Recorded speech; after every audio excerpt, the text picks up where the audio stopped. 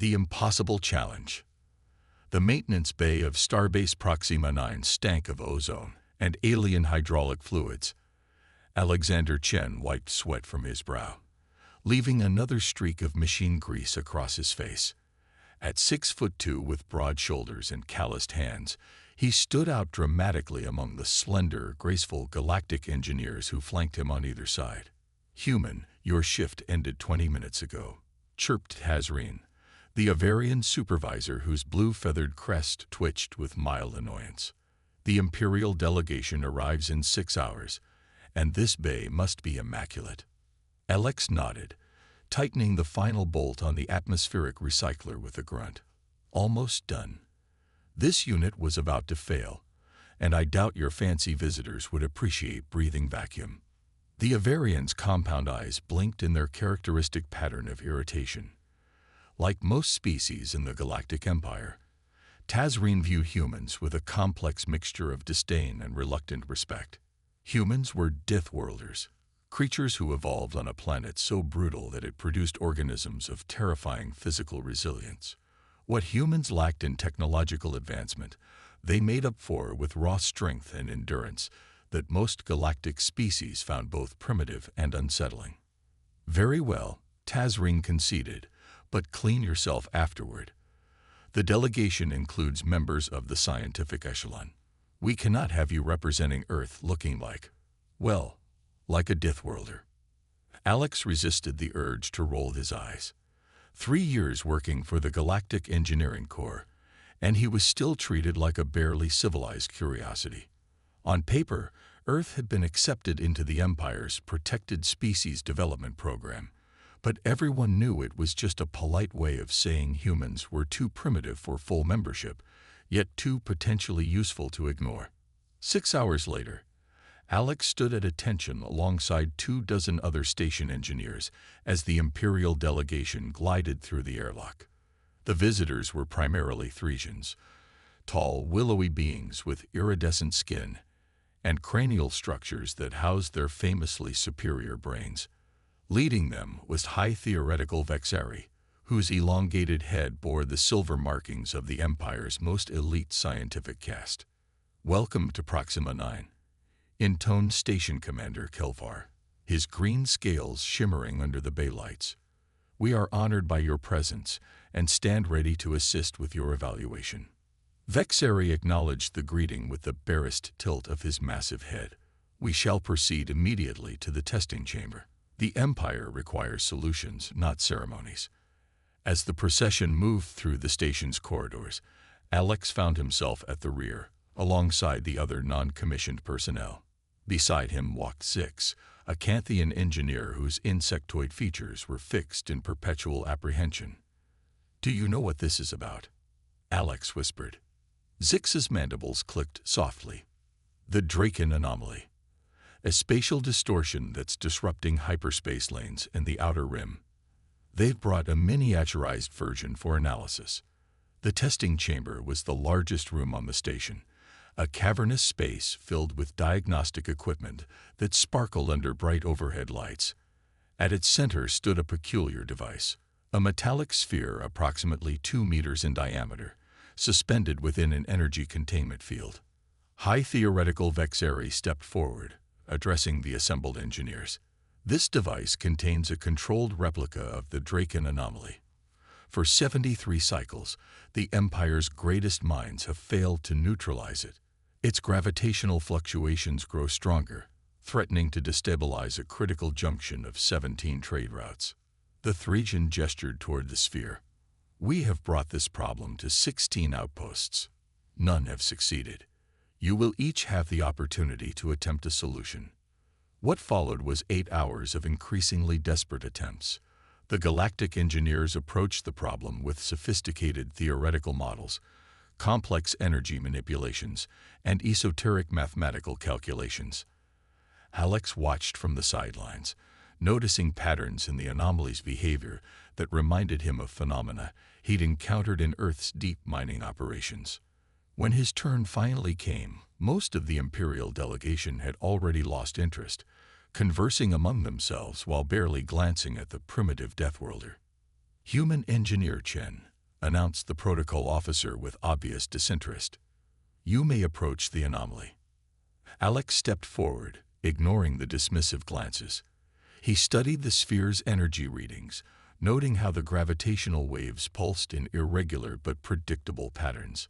It reminded him of underground gas pockets that had plagued the Siberian mines where he'd apprenticed, deadly but manageable once you understood their behavior. "I need a sonic resonator," he said, pointing to a simple tool on a nearby workbench. Commander Kelvar frowned. "That is merely a calibration device. The anomaly requires advanced theoretical applications, not maintenance tools. Humor me." Alex replied, reaching for the tool despite the commander's objection. The chamber fell silent as Alex approached the containment field. He adjusted the resonator to match the frequency of the anomaly's pulses, but with a slight offset. An old miner's trick for destabilizing gas pockets safely. "What is the Deathworlder attempting?" whispered one of the Thriesians loudly enough for all to hear. Alex ignored the comment, focusing instead on the patterns forming within the anomaly. He made another adjustment, then pressed the resonator against the containment field's outer boundary.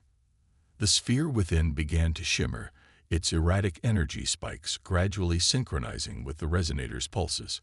High Theoretical Vexeri suddenly stepped forward, his enormous eyes widening. "Impossible. He's creating a harmonic stabilization cascade." Alex continued adjusting the frequency, his arms straining against the increasing resistance as the anomaly fought against being tamed. Sweat poured down his face, muscles trembling with effort as he held the resonator steady against forces that would have shattered the bones of most galactic species. The Imperial scientists rushed forward with scanning equipment, their previous dismissiveness replaced by frantic activity. The anomaly's energy signature was changing, its chaotic patterns resolving into stable, predictable waves. "Increase power to the containment field," Alex grunted, his voice strained from the physical effort. When no one moved, he reached over with one hand, still maintaining pressure with the other, and adjusted the field controls himself. The sphere within pulsed once, twice, then suddenly collapsed into a stable, glowing orb of gentle blue light. The chamber erupted in chaos. Thriesians shouted over each other, demanding explanations and readings. Commander Kelvar stared open-mouthed at the now docile anomaly. In the corner, Zix's mandibles clicked in what Alex recognized as silent laughter. High Theoretical Vexeri approached Alex, his slender frame trembling with barely contained emotion. "Explain, human. How did you accomplish what our greatest theoretical physicists could not?" Alex lowered the resonator, rolling his sore shoulder. "On Earth, we deal with unstable gas pockets in mines all the time. The pressure patterns looked similar. Sometimes the simplest approach works best. You just need the physical strength to hold the resonator steady during the initial phase transition." The Thriesian's expression shifted through multiple emotions before settling on something between outrage and fascination. "Are you suggesting that the solution was primitive technology combined with brute force?" "I'm suggesting," Alex replied carefully, "that theoretical understanding and practical application are both valuable. We humans might not have your advanced mathematics, but we have centuries of experience solving physical problems with the tools at hand." As the Imperial scientists huddled around their instruments, confirming what had just happened, Alex caught Tazreen staring at him with newfound wariness. It was a look he'd seen before from aliens, the uncomfortable realization that humans might be more than the strong-backed laborers the Empire had dismissed them as. High Theoretical Vexeri's voice cut through the commotion. "Secure the stabilized anomaly for transport." And he hesitated, mandibles twitching in what appeared to be reluctance. "Prepare documentation on human engineer Chen's methodology." As the delegation began to file out, Vexeri paused beside Alex. "The Empire has perhaps underestimated your species' potential contribution." The words seemed physically painful for the Thriesian to utter. Alex merely nodded, knowing that what had just happened would ripple through the galactic hierarchy in ways he couldn't yet imagine. For the first time since Earth had been discovered by the Empire, A human had solved a problem that had stumped the greatest alien minds, and he'd done it with what they considered primitive methods. As he watched the Imperials retreat in disarray, Alex couldn't help but smile. The Deathworlder had shown that humanity's path to the stars might be different from the Empire's, but no less valid. And judging by the barely concealed panic among the Thregian elite, that realization terrified them more than any physical threat ever could. Imperial fallout. Theoretical impossibility. The phrase echoed through the grand chamber of the Imperial Science Council on Thresia Prime, the gleaming capital world of the Galactic Empire. High theoretical Vexeri stood before his peers, his iridescent skin flushed with the purple hue of extreme distress as he presented his findings. Yet the human accomplished it with primitive tools and physical force. He concluded, his multiple fingers twisting nervously around his ceremonial staff. Our models failed to predict this outcome. Across the vast distance of space, unaware of the political earthquake he had triggered, Alexander Chen was enjoying his first day off in months. Proxima 9's observation deck offered a spectacular view of the nearby nebula, its swirling colors reminiscent of Earth's auroras. The station felt different now. The alien crew members regarded him with new expressions ranging from curiosity to thinly veiled apprehension. The hero of the hour came a familiar clicking voice. Zix approached, bearing 2 containers of synthesized beverages, or perhaps the disruptor of the millennium. Alex accepted the drink with a nod of thanks. That bad, huh? Worse, the Canthian replied, mandibles twitching with amusement. The Imperial Information Network is practically melting with transmissions about you. Half the scientific echelon is demanding human physiological samples for study. The other half wants your solution classified as a security risk. Alex stared into his drink. All I did was solve a problem. No, Zix corrected, compound eyes glittering. You revealed a fundamental flaw in Imperial thinking. They've spent millennia believing that advanced civilization means moving beyond physical solutions, that pure intellect and sophisticated technology are the only paths worth pursuing. The human sighed, remembering his grandfather's workshop back on Earth. The old man had taught him that the simplest solution was often best, and that theory without practical application was just daydreaming. Those lessons, passed down through generations of Earth's engineers and workers, had seemed quaint when compared to the Empire's dazzling technology. Until now. Human engineer Chin to command center. The station's announcement system interrupted his thoughts. Priority communication from Imperial Central. On Thresia Prime, the debate had escalated to the highest levels of government. Grand Executor Tholvek, the Empire's supreme authority, presided over an emergency session of the Council of Species. The implications are disturbing, declared Councillor Paxamore of the Thregians. If Deathworlders can solve problems our greatest minds cannot, what does this mean for the Empire's technological superiority? It means, countered Councillor Ran of the Canthians, that our definition of intelligence may be too narrow. The human used observation, experience, and application, a different cognitive pathway, but equally valid. Valid? Scoffed Paxamore. They evolved on a radiation-bathed rock, where everything is trying to kill everything else. Their solutions are born of desperation, not enlightenment. Grand Executor Tholvek raised a hand for silence. The question before us is not philosophical but practical. Humanity's protected species status comes up for review in 3 cycles. Do we accelerate them toward full membership, or do we restrict their integration with galactic society? The chamber erupted in competing voices. Amid the chaos, a smaller, private conversation took place in the shadows of the Grand Hall. Deathworlders with our technology would be unstoppable, whispered Security Director Mal Thrain to his associates. We've all seen the historical simulations. Humans fight wars with a ferocity that would make even the extinct Krell shudder. Yet they build art and music of surprising beauty, countered Ambassador Lorital. And they've maintained relative peace since their unification. For now, Mal Thrain hissed. But for how long? We must act before they fully understand their potential. Back on Proxima 9, Alex stood before a holographic projection of Admiral Vexcor, the Imperial Navy's representative to the Human Integration Program. The Admiral's elongated Thriesian features were arranged in what Alex had learned to recognize as carefully controlled neutrality. Engineer Chen, your solution to the Draken anomaly has attracted significant attention, the Admiral began. The Empire wishes to understand your methodology more completely. Alex nodded, choosing his words carefully. I'd be happy to explain, Admiral.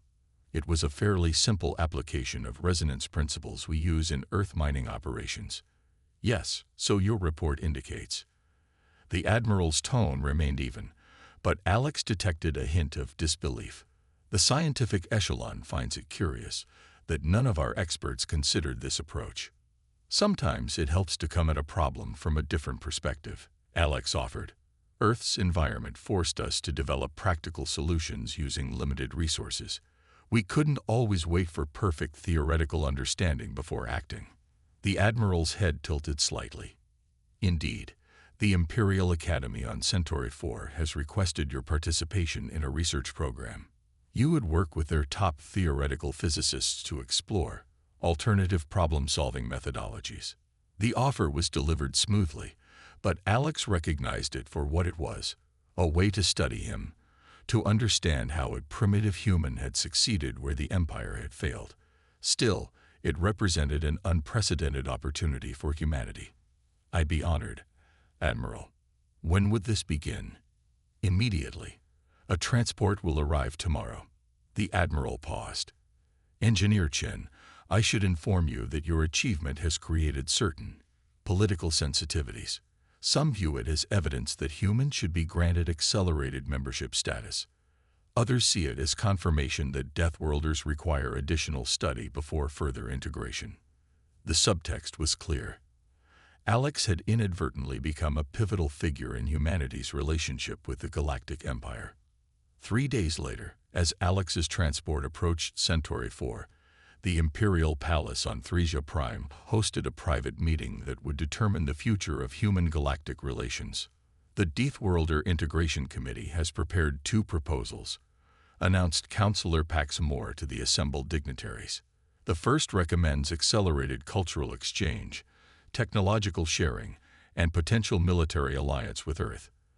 The second advocates for restricted contact, limited technology transfer, and extended observation.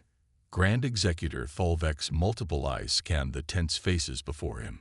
Before we vote, let us remember the Empire's founding principle, strength through diversity.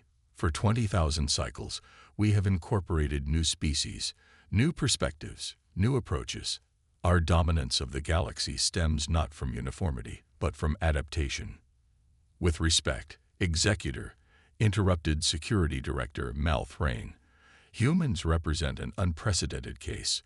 Their physical capabilities combined with their unconventional problem-solving creates potential security concerns. What happens when they apply their practical solutions to military technology? To governance. Ambassador Lorital rose from her seat, her crystalline form catching the light. I spent 3 Earth years as the first Imperial representative to their world. Their history is indeed violent, their planet harsh. But they've developed something remarkable from those challenges: resilience, creativity, and an ability to see possibilities where we see only obstacles. She gestured to a holographic display showing Earth's major cities, its art, its diverse ecosystems. They cherish life precisely because it is fragile on their world. They create beauty because they know it can be destroyed. They solve problems creatively because they've had to survive with limited resources. Pretty words, scoffed Malthrain, but they don't change the fact that a single human engineer with minimal training solved a problem our best minds couldn't. What happens when thousands of them join our research divisions? Our defense forces. The Grand Executor raised his hand again. We will vote in 3 days. Until then, I want comprehensive reports on the human Chen's work at Centauri 4. The Centauri 4 Imperial Academy sprawled across an entire moon, its gleaming spires and research facilities representing the pinnacle of galactic science. Alex found himself simultaneously impressed by its grandeur and amused by its inefficiencies. The Theresian approach to engineering favored elegant theoretical beauty over practical application, sometimes at the cost of functionality. "Your resonance technique shouldn't have worked," insisted Chief Theoretical Zolvan during their third day of experiments. The mathematical models clearly showed the anomaly's resistance to harmonic intervention. Alex demonstrated again, using the simulator since no actual anomalies were available. The models didn't account for variable pressure application. On Earth, we learned that some energy patterns respond to physical force applied with specific timing. "Barbaric," muttered one of the junior researchers, not quite quietly enough. "Effective," Alex countered with a smile. Sometimes the universe doesn't care about elegant equations. It just responds to what works. As the days passed, Alex found himself becoming an unofficial ambassador for human approaches to problem-solving.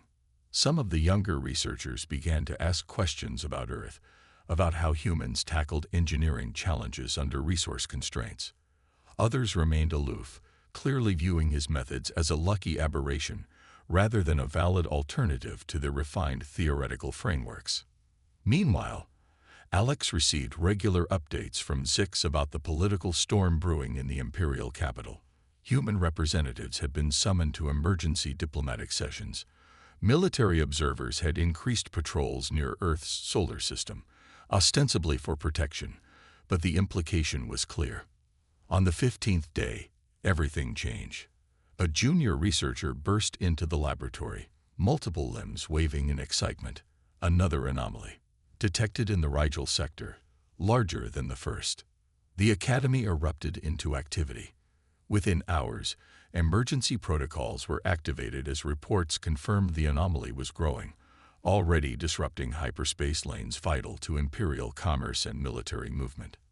High Theoretical Vexeri himself arrived the following day, accompanied by a delegation of the Empire's most brilliant minds.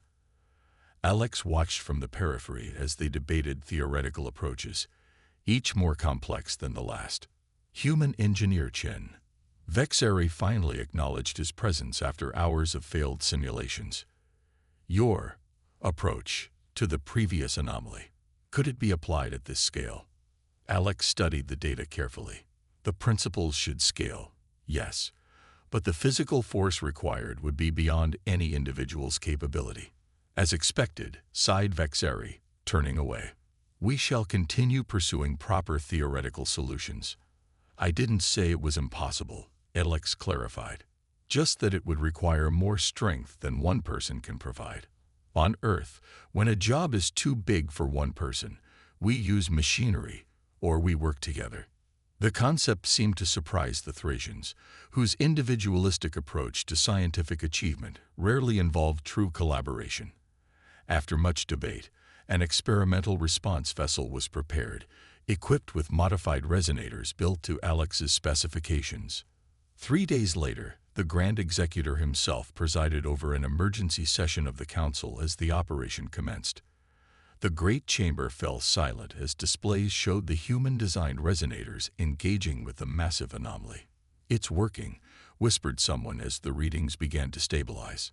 Security Director Mal Thrain watched with growing unease as the anomaly responded exactly as Chen had predicted.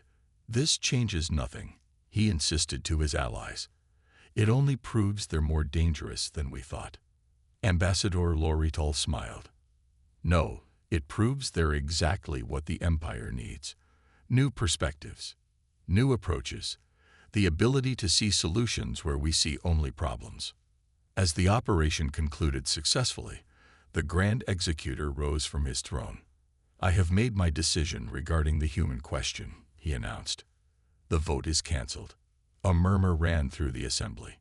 "Humanity will neither be restricted nor accelerated beyond our established integration protocols," he continued. "Instead, we will create something new. A joint problem-solving directive, where human practical approaches will be studied alongside our theoretical traditions." He gestured toward the display showing the now neutralized anomaly. For too long, we have assumed our path of development was the only valid one. The humans have shown us otherwise. The Empire has survived 20 millennia because of our ability to adapt and incorporate new strengths. We would be fools to reject this one. 1 month later, Alex stood in Earth's United Nations Hall as the Imperial delegation presented the new directive. Beside him stood Zix and, surprisingly, high theoretical Vexari, whose initial disdain had gradually transformed into reluctant respect. The galaxy faces challenges that neither of our approaches can solve alone, the Thracian acknowledged in his address. What happened at Proxima 9 was not simply a human solving an imperial problem. It was a demonstration that the universe contains mysteries that require multiple perspectives to unravel. Later, as celebrations continued around them, Vexari approached Alex privately.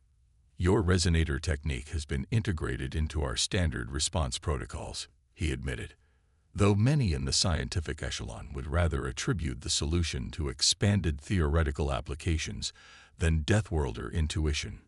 Alex laughed. "Call it whatever makes them comfortable. The important thing is that it works." The Thracian's massive head tilted curiously. "You humans are peculiar. You seem more concerned with solving problems than receiving credit for the solutions." "Where I come from," Alex replied, thinking of his grandfather's workshop and the centuries of human innovation born from necessity. The greatest satisfaction comes from seeing something work, not from being praised for making it work. As the Thracian contemplated this, Alex gazed up at the night sky visible through the hall's transparent dome. The stars looked different now, not just distant lights but places where human ingenuity might one day make a difference. The Empire had panicked at first, confronted with evidence that their evolutionary path wasn't the only road to solving the universe's mysteries. But perhaps that momentary fear would lead to something greater, a true galactic community where different approaches complemented rather than competed with each other. After all, as his grandfather used to say, sometimes the simplest solution is just to work together.